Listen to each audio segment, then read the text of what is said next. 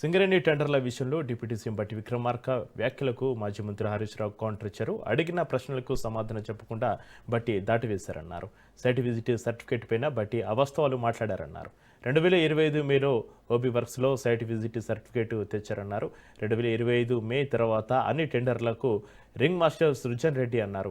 ఎవరికి సింగరేణి టెండర్లు ఇవ్వాలో సృజన్ రెడ్డి నిర్ణయించారన్నారు. నైనికోల్ బ్లాక్తో పాటు అన్ని టెండర్లు రద్దు చేసి విచారణ జరపాలన్నారు. సింగరేణి టెండర్లు సైట్ విజిటింగ్ సర్టిఫికేట్లపైన ప్రభుత్వ శ్వేతపత్రం విడుదల చేయాలని డిమాండ్ చేశారు. రేవంత్ రెడ్డే దొంగ, రేవంత్ రెడ్డే బావమరిదే మొదటి లబ్ధిదారుడు, ముఖ్యమంత్రే ఈ అవినీతికి సూత్రధారి పాత్రధారి అని నేను చెప్తుంటే రేవంత్ రెడ్డితో నువ్వు మాట్లాడతా అంటే ఎట్లా? Is it not a joke?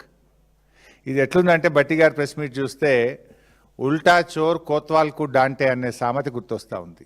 బొగ్గు స్కామ్పై స్పష్టమైన సమాధానాలు ఇవ్వకుండా మాటల గారడితో 4 కాగితాలు చూపి మసిబూసి మారేడికాయ చేసే ప్రయత్నానికి బట్టి విక్రమార్క గారు చేశారు.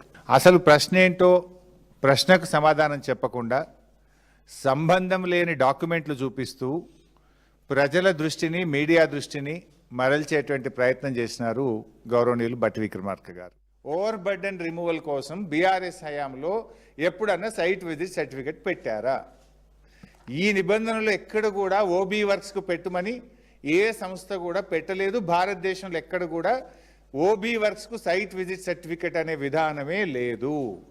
దీన్ని కాంగ్రెస్ ప్రభుత్వం వచ్చిన తర్వాతనే తెచ్చారు. అది కూడా వివరిస్తా. బట్టి గారు నిన్న ప్రెస్ మీట్లో చదివినటువంటి అన్ని పనులు కూడా పరిమిత స్థలాల్లో జరిగే డిజైన్ అండ్ ఇన్స్టలేషన్ పనులకు సంబంధించి సైట్ విజిట్ ఉంది అని వేరియస్ సందర్భాల్లో చదివినారు.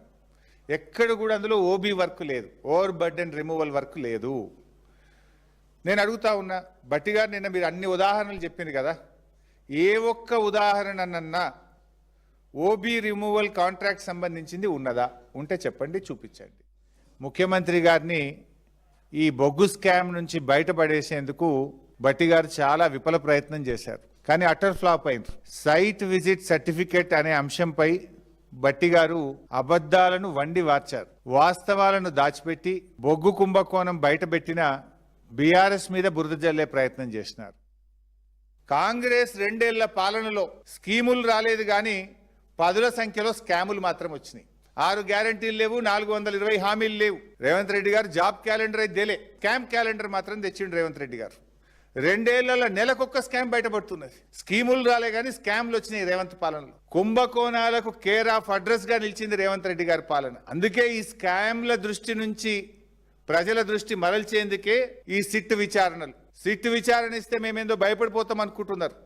ఈ స్కాములు బయట పెట్టకుండా ఆగుతాయి అనుకుంటున్నారు. నాకు తెలిసి ఇవ్వాలని మాట్లాడినా కదా, రేపు ఎల్లుండో ఇంకో